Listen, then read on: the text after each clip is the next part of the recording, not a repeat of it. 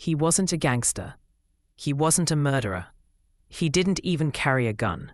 Yet by the age of 21, he became one of the most wanted men in the world. He lived in luxury, tricked the FBI repeatedly, and forged millions of dollars, all while barely old enough to order a drink. His name was Frank Abagnale Jr. And if you think this sounds like a Hollywood script, you're right. But before the movie Catch Me If You Can, there was the real story, a story so outrageous that even the FBI struggled to believe it was true. Picture this, a luxury hotel room in the 1960s. FBI agents kick down the door, convinced they've finally cornered the man they've been chasing for years. But the room is empty. On the pillow lies a single note, "Catch me if you can." The briefcase full of forged checks is gone. The mysterious criminal has vanished again. This wasn't a hardened criminal mastermind. It was a teenager. Frank's story begins in New York. He was just 15 when his parents divorced, a moment that shattered his life. He ran away from home with barely any money in his pocket. He was angry, desperate, and alone. But Frank had something rare, the ability to observe, to mimic, and to adapt. That skill would make him both unstoppable and untouchable. His first scam was small. Using his father's gas credit card, he tricked truck drivers into giving him cash. But small tricks weren't enough. Frank quickly discovered a new obsession: forging checks.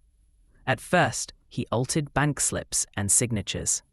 But when banks didn't catch on, his ambition grew.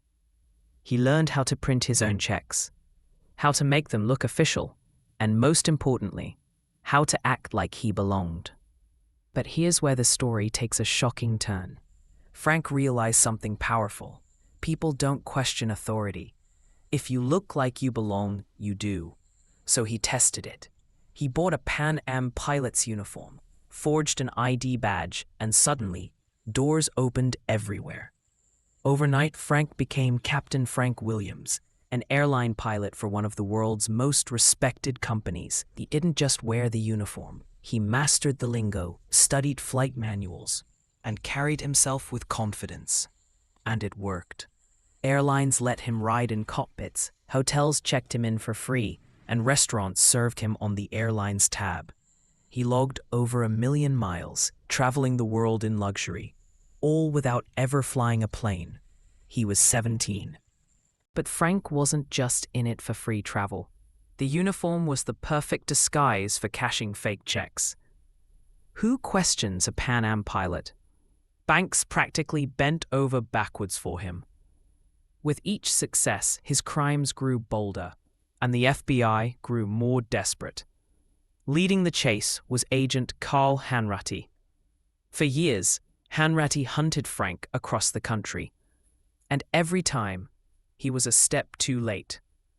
Frank seemed like a ghost, always reinventing himself, always one move ahead. In one legendary close call, the FBI raided a hotel room, certain Frank was there. By the time they burst in, all they found was his empty suit hanging in the closet, and that mocking note on the bed. But Frank didn't stop at being a pilot. When things got risky, he transformed. In Georgia, he became a doctor. With nothing but confidence, a white coat, and a stethoscope, Frank walked into a hospital and introduced himself as Dr. Frank Connors. Shockingly, he held that role for nearly a year. He supervised actual medical interns, gave orders, and even handled emergency cases. The most chilling part? No one suspected a thing. Later, he set his sights on the law. In Louisiana, he studied just enough legal texts to pass the state bar exam. Yes, you heard that right. A teenager, with no law degree, passed the bar and got a job as a legal prosecutor. He argued cases in courtrooms, standing toe-to-toe with real lawyers. Every disguise was more daring than the last. And with each new identity, Frank proved one thing. The world runs on trust. Trust a uniform, trust a title, trust a signature, and Frank exploited that trust better than anyone in history. But while Frank lived the high life, his world was closing in. Agent Hanratty was relentless. Every forged check, every alias, left a trail. The chase turned into a psychological game. Hanratty wasn't just chasing a criminal anymore. He was chasing a boy who had turned crime into an art form. And then the unthinkable happened. In 1969, in a small French village, Frank was finally caught. He was 21 years old. The teenager, who had once outsmarted airlines, banks, doctors, lawyers, and even the FBI, was dragged away in handcuffs. He spent time in brutal French prisons, then Swedish ones, before finally being extradited to the United States. For most criminals, that would have been the end.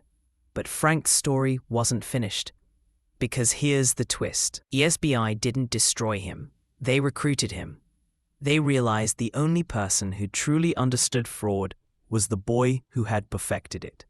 So they made a deal. In exchange for his freedom, Frank would use his genius to help them catch other con artists. The very man who once humiliated the FBI was suddenly working inside their offices, teaching banks and agents how to spot forgeries, how to catch scammers, how to protect against fraud. The boy who once lived a dozen fake lives finally found a real one. Today, Frank Abagnale Jr. is a respected security consultant working with governments and corporations across the world.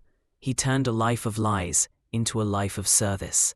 His crimes made him infamous. But his redemption made him unforgettable. And yet, his story leaves us with a chilling question. If a teenager in the 1960s, armed with nothing but charm, fake IDs, and confidence, could fool banks, airlines, hospitals, and even the FBI, what kind of frauds could be happening right now, in an age of digital technology and limitless scams? Because Frank's story might be over, but the game he played, that's still happening all around us.